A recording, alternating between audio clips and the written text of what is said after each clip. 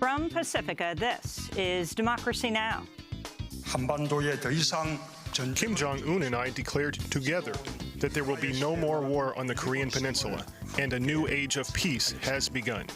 History was made on the Korean Peninsula today as the leaders of North and South Korea agreed to push forward, finally ending the Korean War, and to work toward ridding the peninsula of nuclear weapons. We'll get the latest. Then we go to Capitol Hill, where embattled EPA Chief Scott Pruitt came under fire Thursday.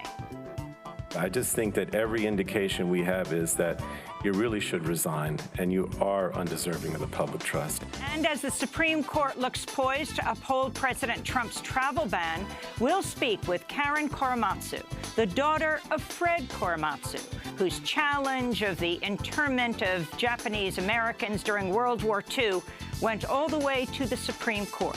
All that and more coming up.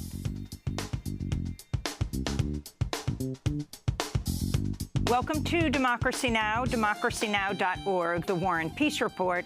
I'm Amy Goodman. History was made on the Korean Peninsula today as South Korean President Moon Jae-in and North Korean leader Kim Jong-un shook hands at the demilitarized zone between the two countries and pledged to work to denuclearize the peninsula and to declare the official end to the Korean War. Today's historic summit marks the first time a North Korean leader has ever set foot inside South Korea. During the meeting, North Korean leader Kim Jong-un said, quote, "I came here to put an end to the history of confrontation," unquote. The North and South Korean leaders pledged to pursue talks with the United States aimed at negotiating a formal peace treaty to replace the uneasy 1953 armistice. This is North Korean leader Kim Jong-un speaking today. We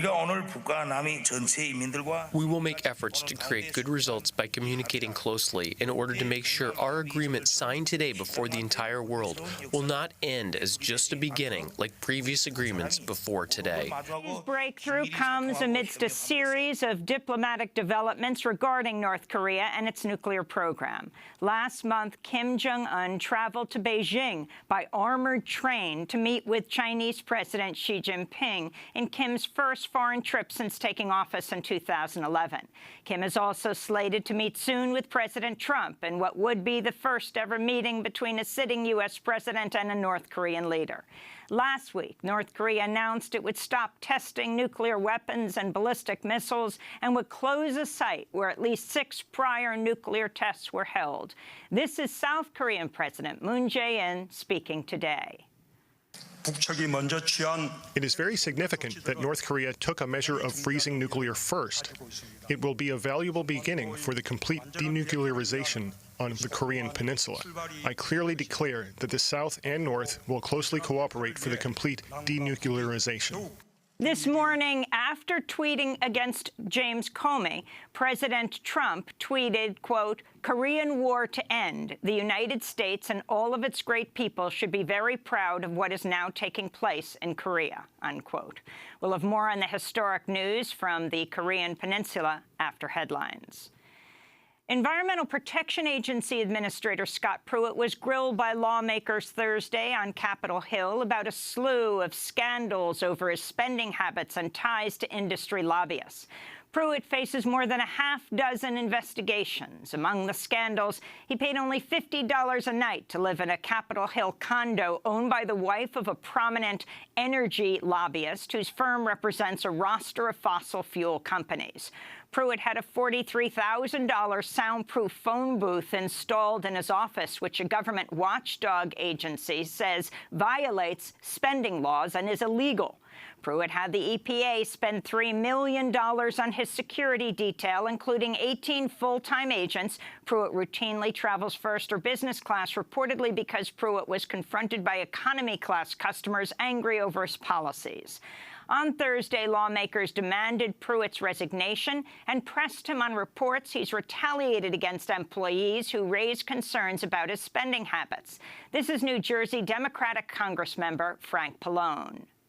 It has been reported that at least 5 EPA employees were recently reassigned, demoted, or otherwise retaliated against after they raised concerns about your spending.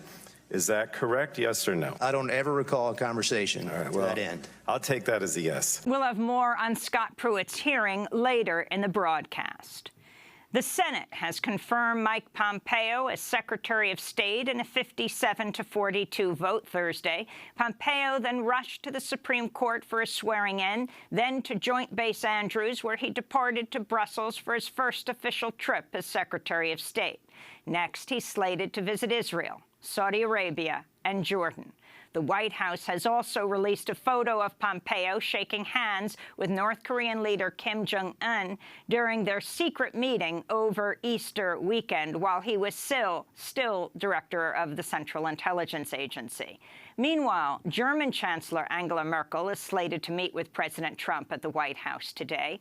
Secretary of State Pompeo will not be there.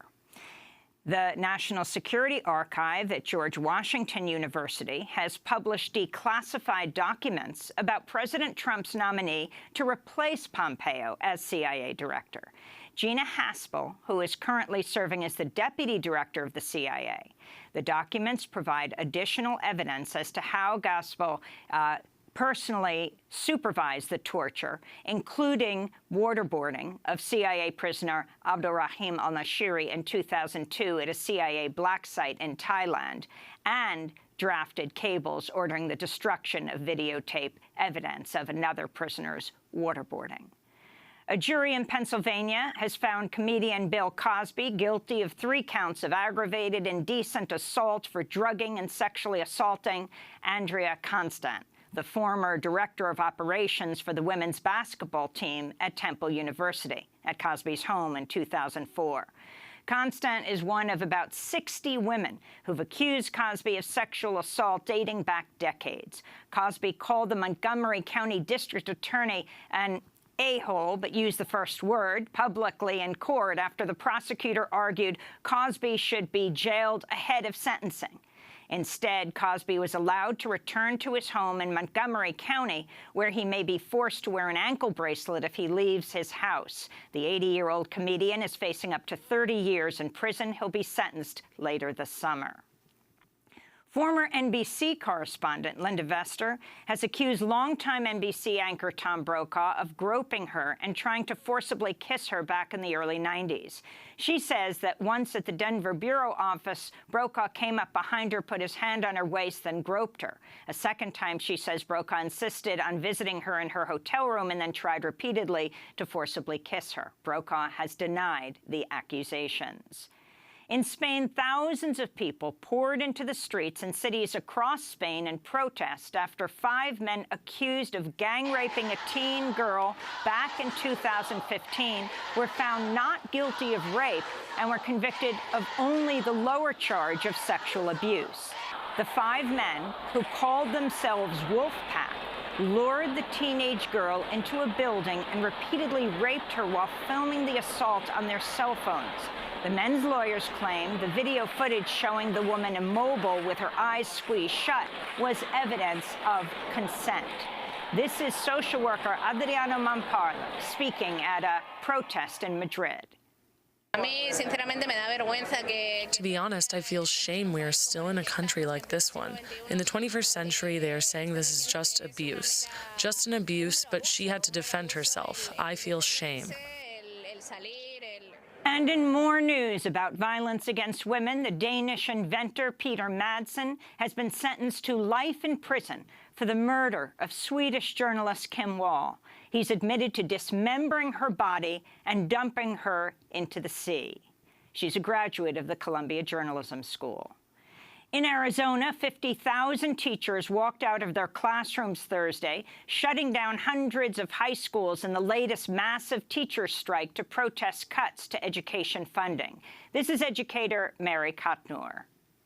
Well, the bottom line is funding. funding for education. So a lot of people think it's just for teachers' salaries, and it's not. It's funding for the schools, for our kids. We haven't had the funding stopped in 2008 and has not increased. It's for our support staff as well. So it's for everybody. It's not what some people think just for teachers. Thousands of teachers in Colorado also walked off the job and converged at the state capital of Denver, forcing 27 districts in Colorado to cancel classes.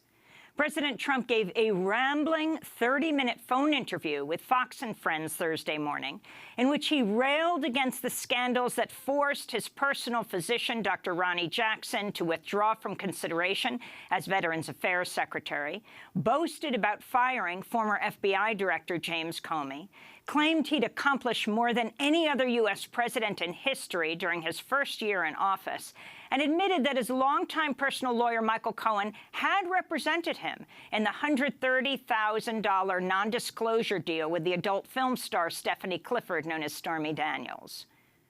Michael would represent me and represent me on some things. He represents me, like with this crazy Stormy Daniels deal. He represented me. President Trump had previously claimed he knew nothing about the $130,000 non-disclosure agreement Cohen paid to Clifford only days before the 2016 election to keep her quiet about her alleged affair with Trump in 2006. In New York City, 14 members of the group Jewish Voice for Peace were arrested at a protest in front of New York Democratic Senator Chuck Schumer's office, demanding he call for an independent investigation into the Israeli military's killings of Palestinian protesters in Gaza over the last few weeks. Israeli forces have killed at least 36 Palestinians, including 2 journalists, since the weekly Friday protests erupted on March 30th. In Wisconsin, tens of thousands of people have been forced to evacuate after an explosion at a Husky Energy refinery in Superior. At least 10 people were injured in the blast. 1 is in serious condition. The cause of the explosion is unknown. And in Alabama, the editorial board of the Montgomery Advertiser published a public apology for its previous coverage of lynching. The same day, the National Memorial for Peace and Justice opened in downtown Montgomery Thursday as a monument to victims of white supremacy in the United States. In the editorial, the board wrote, quote, "We take responsibility for our proliferation of a false narrative regarding the treatment of African Americans in those disgraceful days. We propagated a worldview rooted in racism and the sickening myth of racial superiority. We must never be as wrong as this again," unquote. The Montgomery Advertiser was among many white-owned newspapers across the United States that failed to investigate and at times even celebrated the white mob violence that killed thousands of African Americans throughout U.S. history. Instead, it was black journalists, most notably Ida B. Wells, who exposed the horrors of lynching to the world. And those are some of the headlines. This is Democracy Now!, democracynow.org, The War and Peace Report. I'm Amy Goodman. History was made on the Korean Peninsula today. Kim Jong-un and I declared together that there will be no more war on the Korean Peninsula, and a new age of peace has begun. Those were the words of South Korean President Moon Jae-in as he held a historic summit with North Korean leader Kim Jong-un. After shaking hands at the demilitarized zone between the two countries, the two leaders pledged to work to denuclearize the peninsula and to declare the official end to the Korean War. Today's historic summit marks the first time a North Korean leader has ever set foot inside South Korea. North Korean leader Kim Jong-un wrote in a guest book, "A new history starts now, an age of peace from the starting point of history." Kim and his South Korean counterpart pledged to pursue talks with the United States aimed at negotiating a formal peace treaty to replace the uneasy truce that was brokered after the 1950-53 Korean War. This is North Korean leader Kim Jong-un speaking today. 우리가 오늘 북과 남이 전체 인민들과 We will make efforts to create good results by communicating closely in order to make sure our agreement signed today before the entire world will not end as just a beginning like previous agreements before today. Today's breakthrough comes amidst a series of diplomatic developments regarding North Korea and its nuclear program. Last month, Kim Jong-un traveled to Beijing by armored train to meet with President of China, Xi Jinping, in Kim's first foreign trip since taking office in 2011. Kim is also slated to meet soon with President Trump in what would be the first ever meeting between a sitting U.S. president and a North Korean leader. Last week, North Korea announced it would stop testing nuclear weapons and ballistic missiles and would close a site where at least 6 prior nuclear tests were held. This is South Korean President Moon Jae-in speaking today. It is very significant that North Korea took a measure of freezing nuclear first. It will be a valuable beginning for the complete denuclearization on the Korean Peninsula. I clearly declare that the South and North will closely cooperate for the complete denuclearization.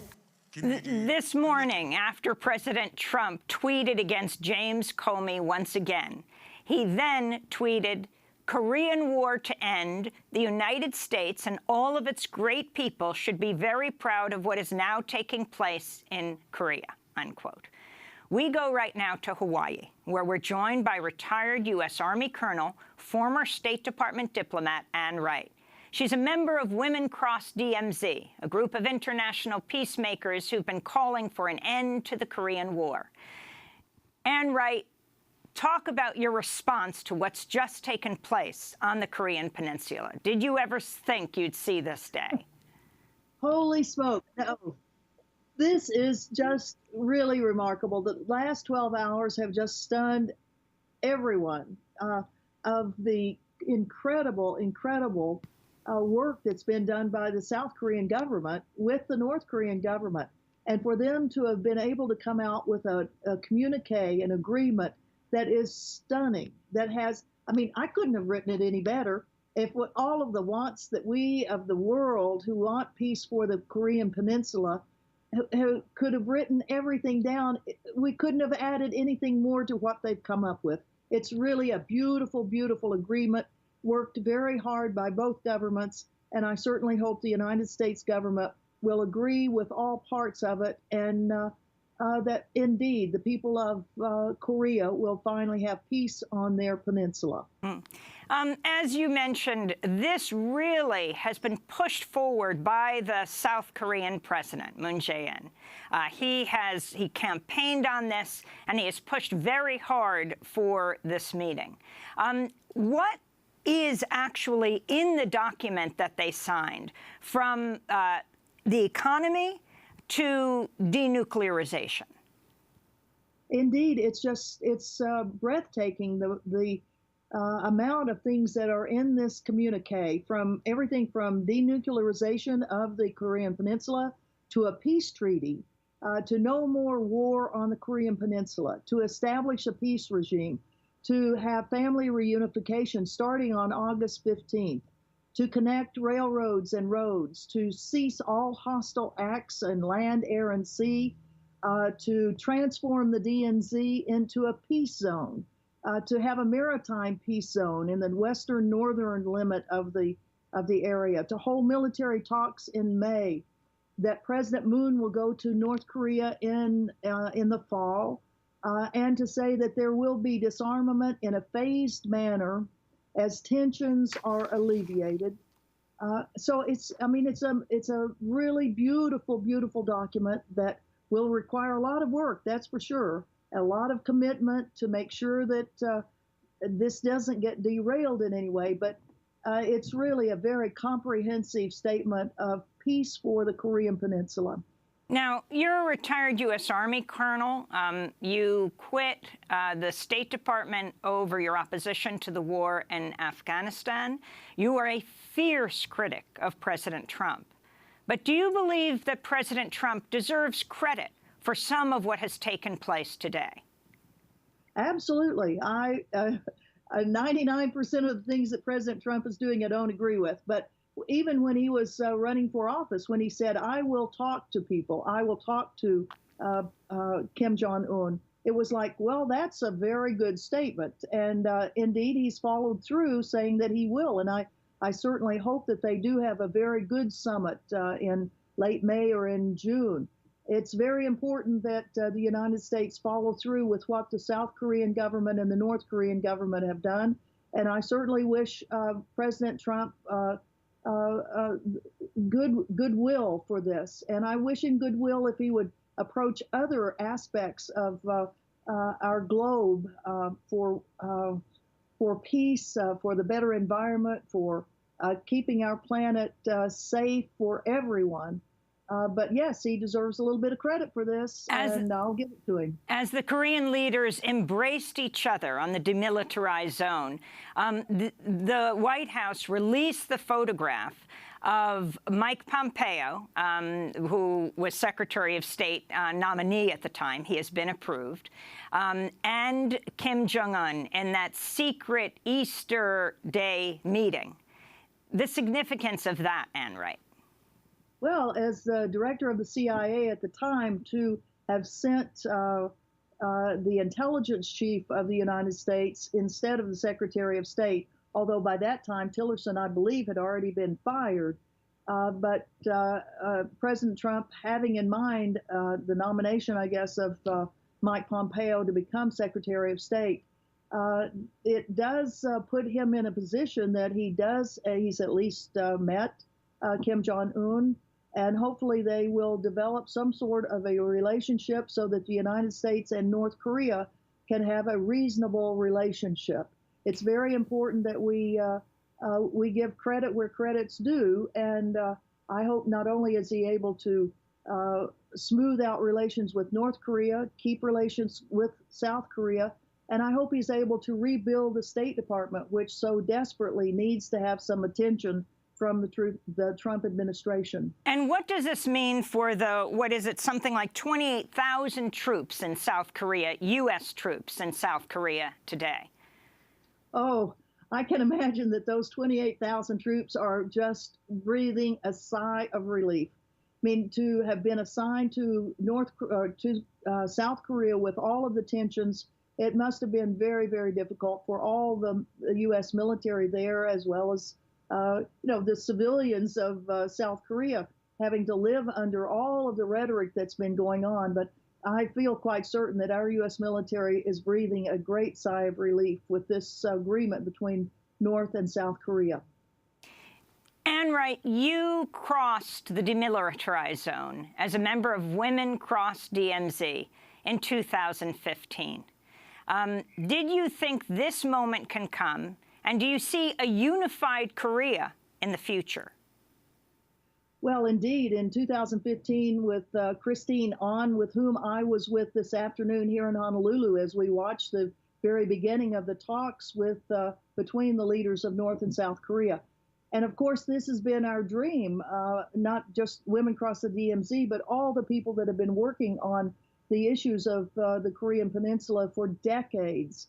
And indeed, it's a remarkable occurrence today that our dreams are really coming true. If this agreement is implemented in the way that it is written, it will really provide such a relief to both the people of North Korea and South Korea that they don't have to live under the threat of potential military action, that indeed there can be cooperation on economic areas that will help North Korea.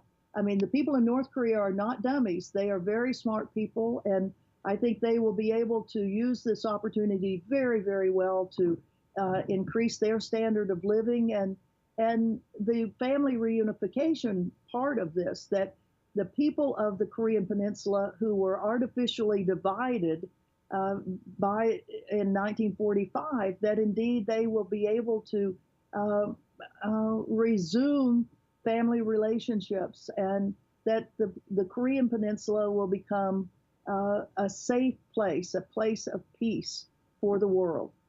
We are currently showing live footage of the two leaders, South and North Korea, as they hold hands, continue to embrace each other.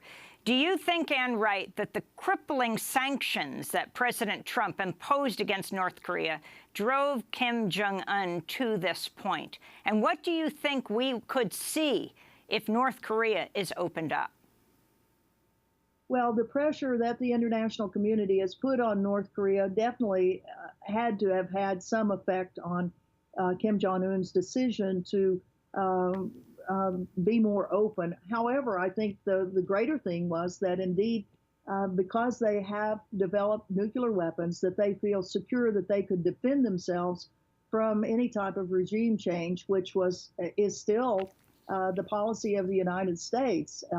Although hopefully by the tweet that President Trump did this morning, regime change is no longer our policy. But I think between the confidence that Kim Jong-un had because of the nuclear program and the increased sanctions that had to be hurting, those things combined put him in a position that, okay, let's deal with the West. And I think he's dealing very well with it.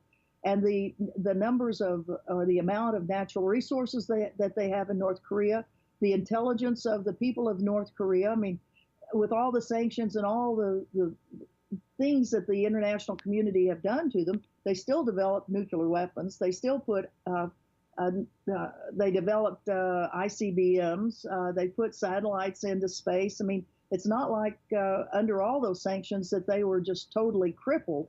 They are very smart people, and I think with a little bit of a chance that we will see remarkable things happening for the people of North Korea. Well, Ann Wright, I want to thank you for being with us, retired U.S. Army Colonel, a member of Women Cross DMZ, speaking to us from Hawaii today about this historic development on the Korean Peninsula, the meeting of the South and North Korean leaders across the DMZ. We will continue to cover this. Tune in next week and over the weekend for the latest developments at DemocracyNow.org. This is Democracy Now! When we come back, we go to Capitol Hill, where the EPA administrator, Scott Pruitt, who many say has rolled back environmental regulations to an extent we have not seen in decades, was grilled on Capitol Hill. Stay with us.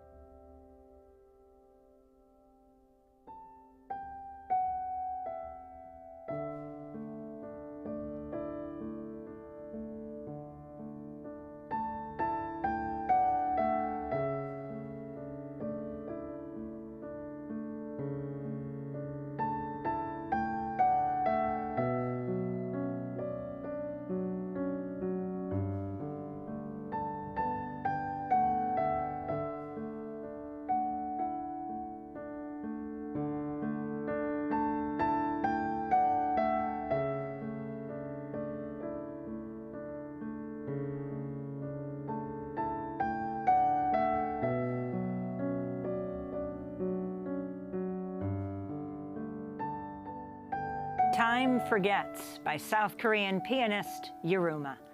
This is Democracy Now!, DemocracyNow.org, The War and Peace Report. I'm Amy Goodman. Environmental Protection Agency Administrator Scott Pruitt was grilled by lawmakers Thursday on Capitol Hill after a slew of scandals over his spending habits and ties to industry lobbyists. Pruitt faces more than a half-dozen investigations.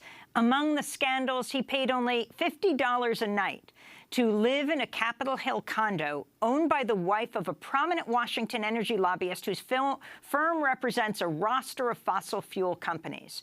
Pruitt had a $43,000 soundproof phone booth installed in his office, which the Government Accounting Office says was illegal, that it violated spending laws. Pruitt had the EPA spend $3 million on his security detail, including 18 full-time agents. Pruitt routinely travels first or business class, reportedly because Pruitt was confronted by economy class customers angry over his policies. On Thursday, lawmakers demanded Pruitt's resignation, They pressed him on reports he's retaliated against employees who raised concerns about, among other things, his spending habits. This is New Jersey Democratic Congressmember Frank Pallone. It has been reported that at least 5 EPA employees were recently reassigned, demoted, or otherwise retaliated against after they raised concerns about your spending. Is that correct, yes or no? I don't ever recall a conversation to that end. I'll take that as a yes. EPA Administrator Scott Pruitt claimed during Thursday's hearing that allegations of unethical behavior are untrue and intended to derail President Trump's agenda. Much of what has been targeted towards me and my team has been half-truths or, at best, stories that have been so twisted that they do not resemble reality. And I'm here, and I welcome the chance to be here, to set the record straight in these areas. But let's have no illusions about what was really going on here. Those who have attacked the EPA and attacked me are doing so because they want to attack and derail the president's agenda and undermine this administration's priorities. I'm simply not going to let that happen.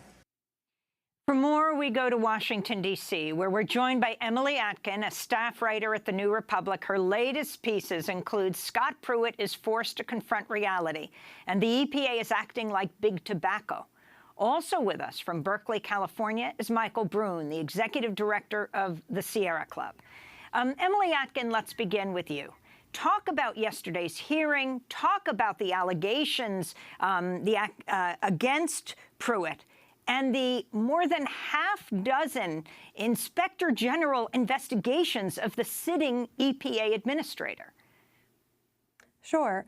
Yesterday was sort of a master's class in the art of deflection and denial of, like you said, the fact that there are a dozen investigations going on regarding the administrator's behavior.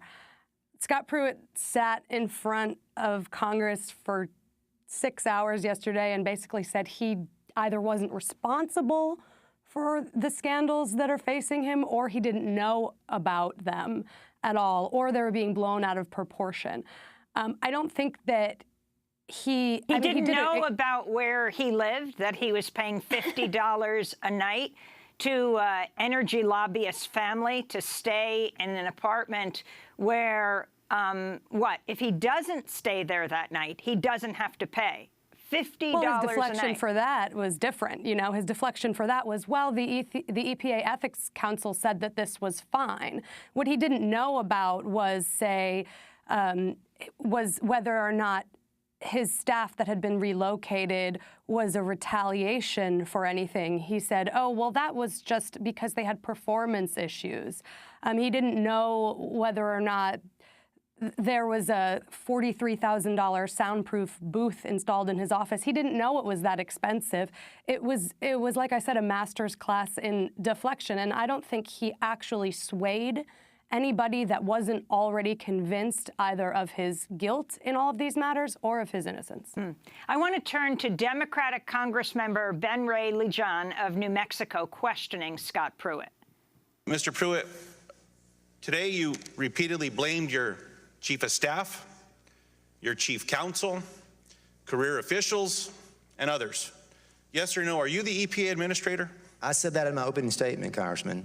And I didn't blame anyone. I just simply shared facts with you as a Mr. Administrator, it's just a simple yes or no question. Sir, are you the EPA administrator?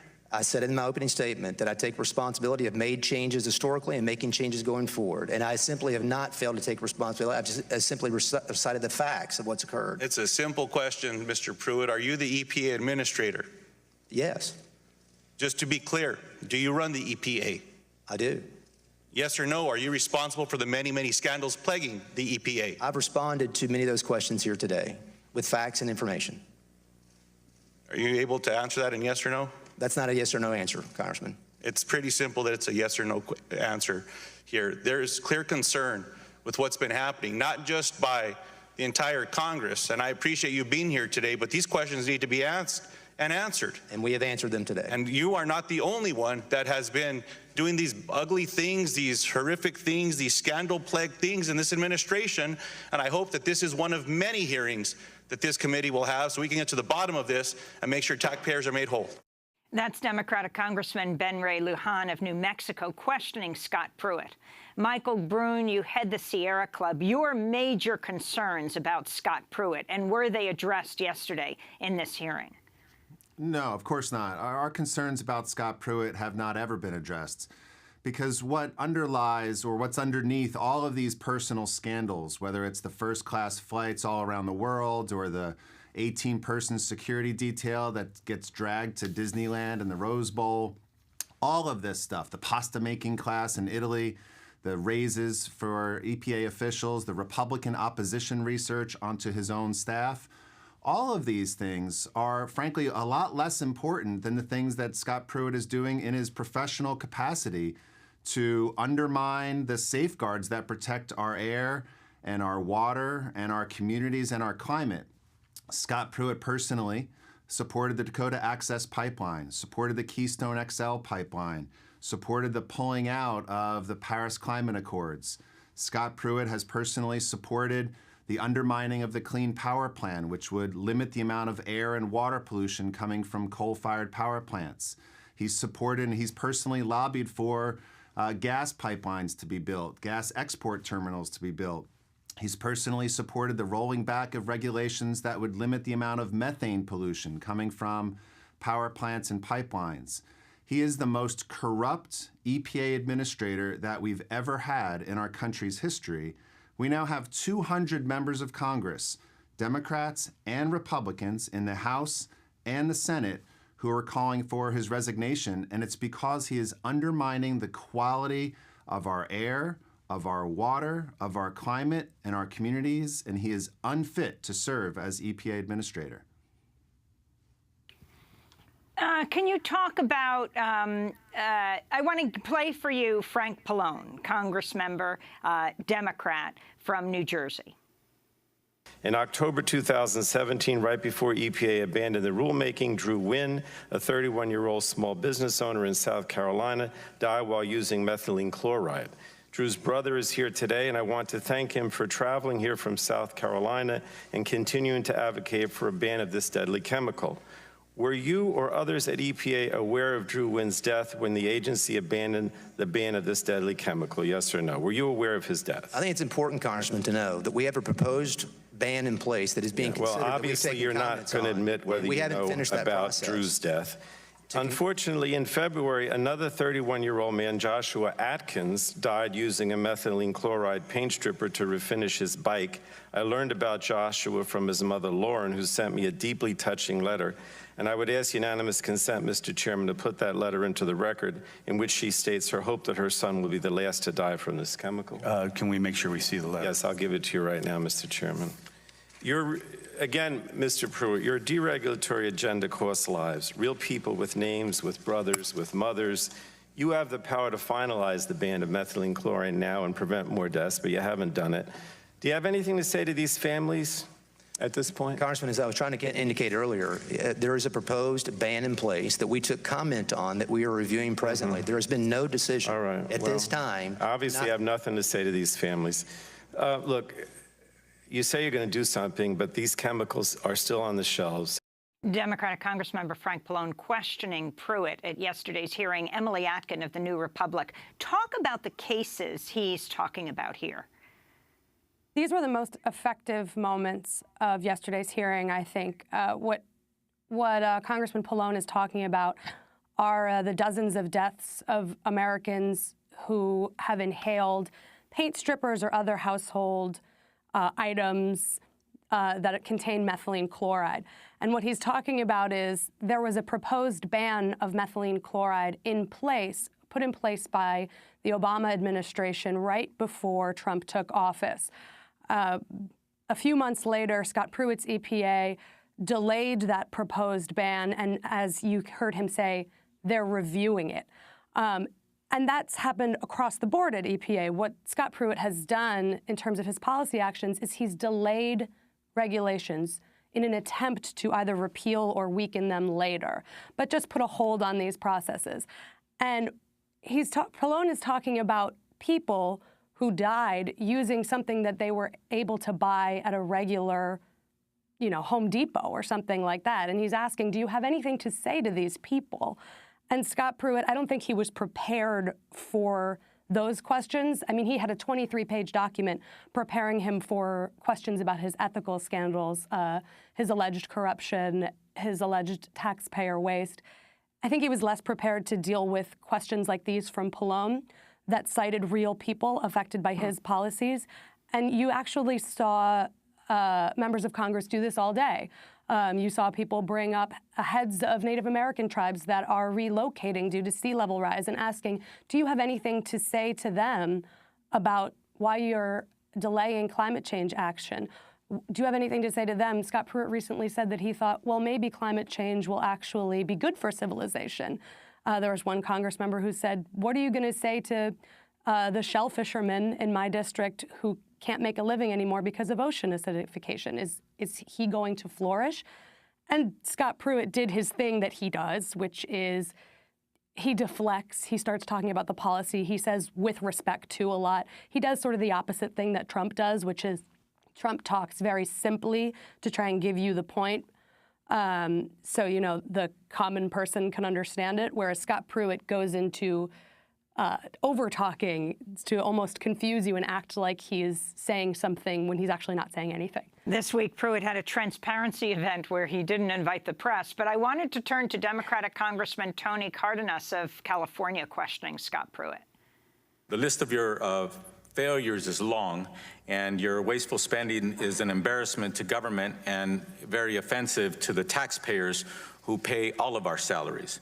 This administration is so packed with unethical behavior, but yet at the same time, you have to understand that your power directly impacts health and well-being of vulnerable populations in this country. Seniors, our children, our sick, and our disabled.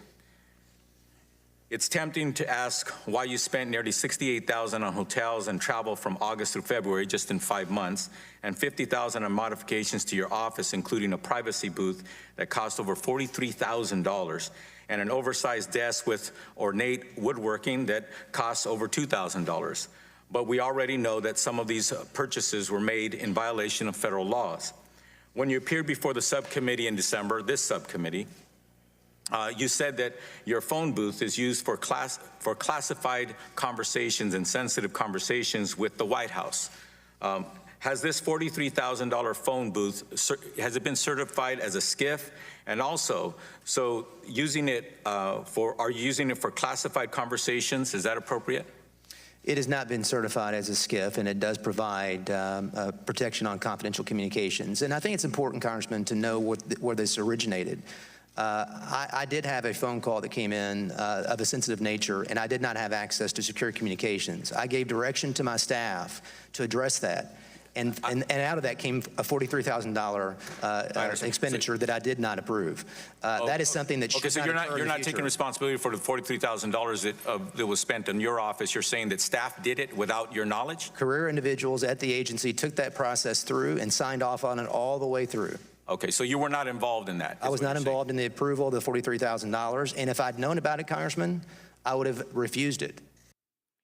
Emily Atkin, your response to what he's talking about here in response to Congressmember Cardenas, the transparency event where he didn't invite the press? Sure. I mean, it's incredible to hear him say that career employees did this at the EPA with regard to his $43,000 soundproof booth. What he's saying is not only did he not approve that expenditure, knowing that Scott Pruitt has been so obsessed with his own security and secure communications, sweeping his office with bugs for listening devices. He's saying neither he nor his political staff, so the people that he brought in, had anything to do with that. When at the same time, you mentioned the transparency event where reporters weren't invited. Secrecy and security have been a hallmark of Scott Pruitt's EPA. And it's sort of mind-blowing to hear him say that he had nothing to do with something that clearly is so core to him. The Government Accounting Office said this was illegal because expenditures of more than $5,000 had to be approved. This was $43,000. There was a soundproof booth in the EPA already on another floor, and this one hasn't even been certified as soundproof. But Michael Brune, if you could talk more about his record and how you feel the Republicans versus the Democrats dealt with Pruitt yesterday. And are you calling for his resignation?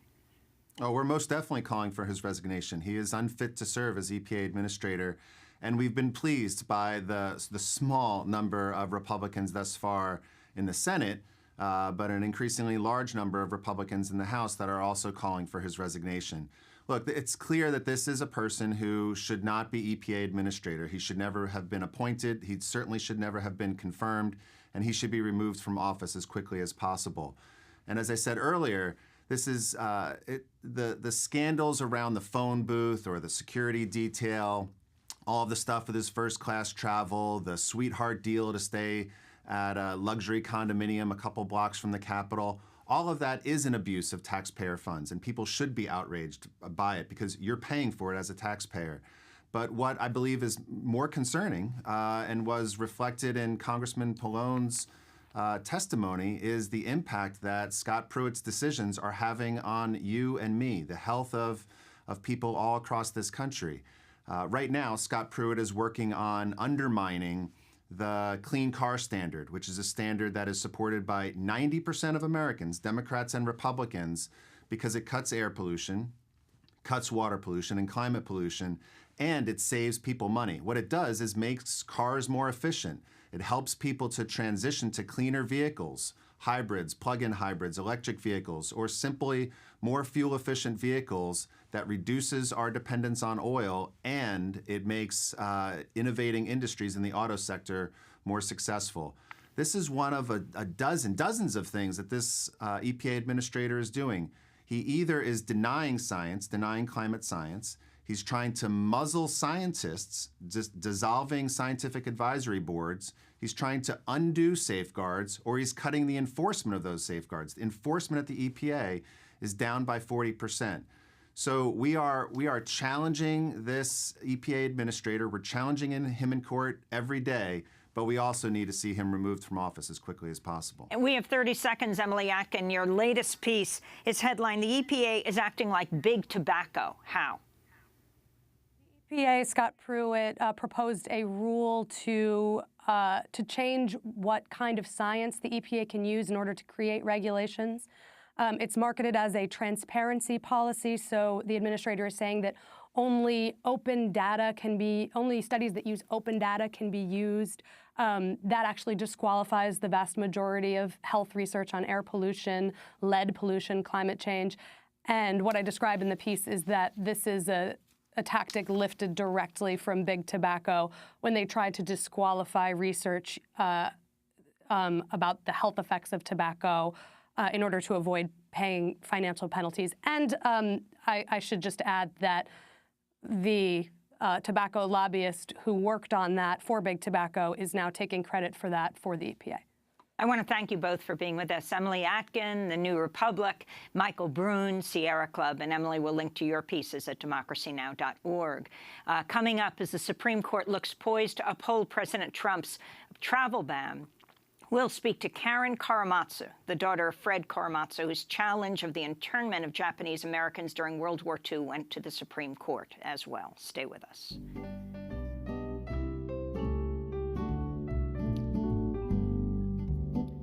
Say it's only a paper moon hanging over a cardboard sea, but it wouldn't be make-believe if you believed in me. Say it's only a canvas sky hanging over a muslin tree, but it wouldn't be make-believe if you believed in me. Without your love, it's a honky-tonk parade. Without your love, it's melody played in a penny arcade. It's a Barnum and Bailey world, just as phony as it can be. But it wouldn't be make-believe if you believed in me.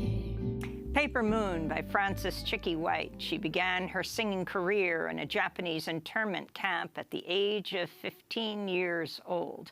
This is Democracy Now! I'm Amy Goodman. The U.S. Supreme Court looks poised to uphold President Trump's travel ban, which blocks most people from 7 countries, including Iran, Libya, Somalia, Syria, and Yemen, from entering the United States. During oral arguments on Wednesday, Justice Anthony Kennedy appeared to side with the conservative side of the court.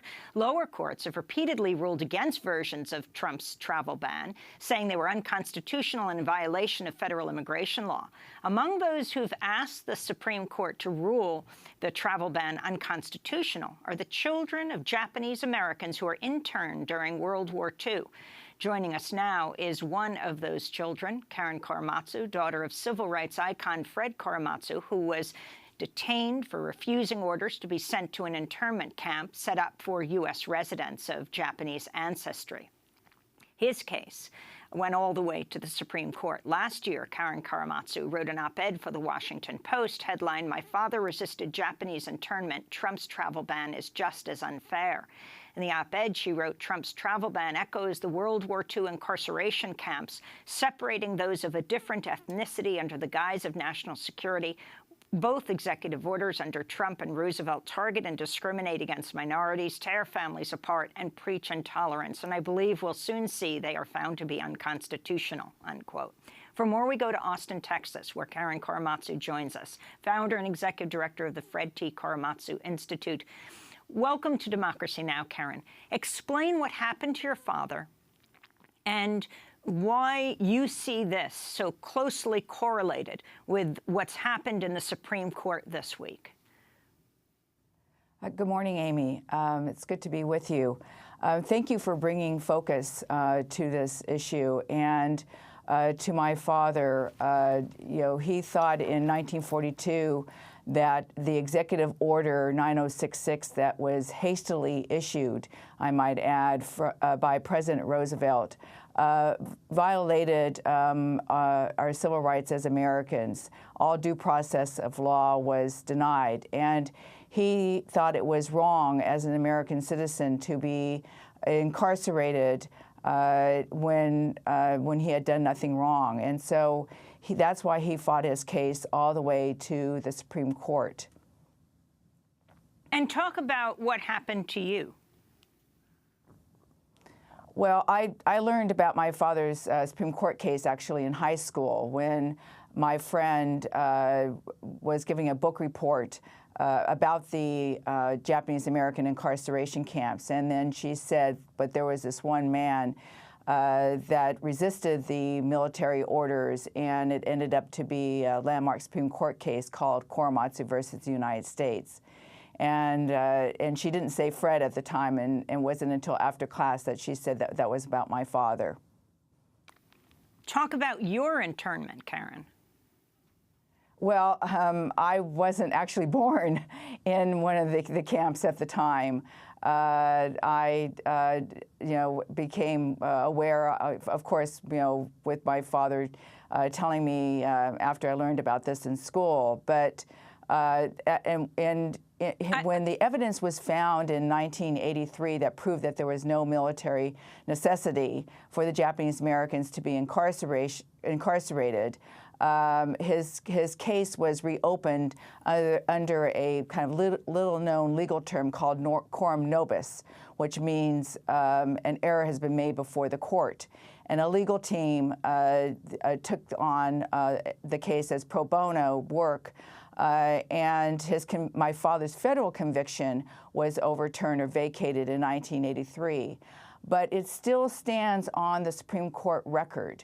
And that's the warning that after all this time, next year it will be the 75th anniversary of my father's Supreme Court case.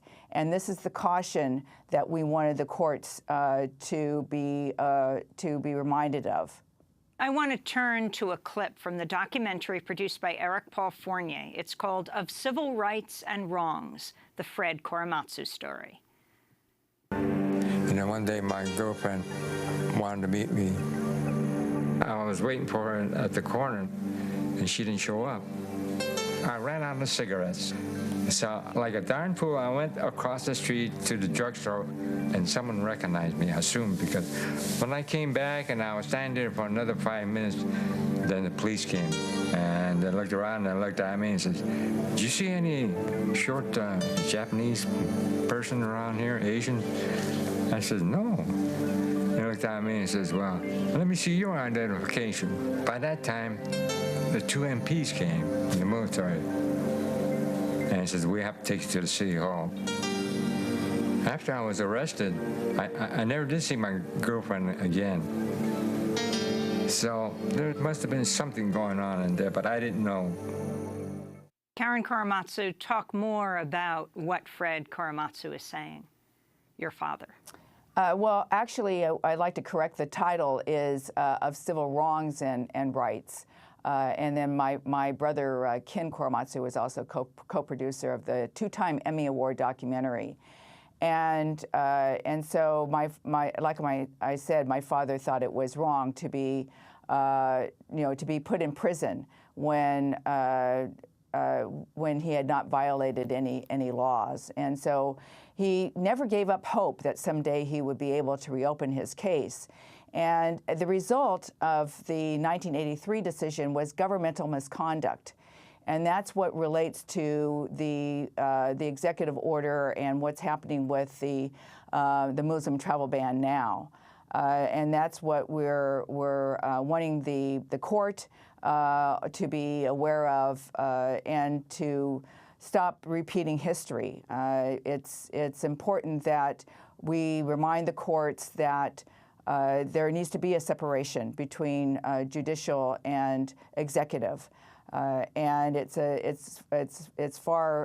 overreach, we feel, on the president's part. And being in the Supreme Court on Wednesday and to hear the justices and the argument was really alarming in some ways, because they could have addressed a lot more of the situations that are immigration violations and people's civil rights and civil liberties that we want to uphold.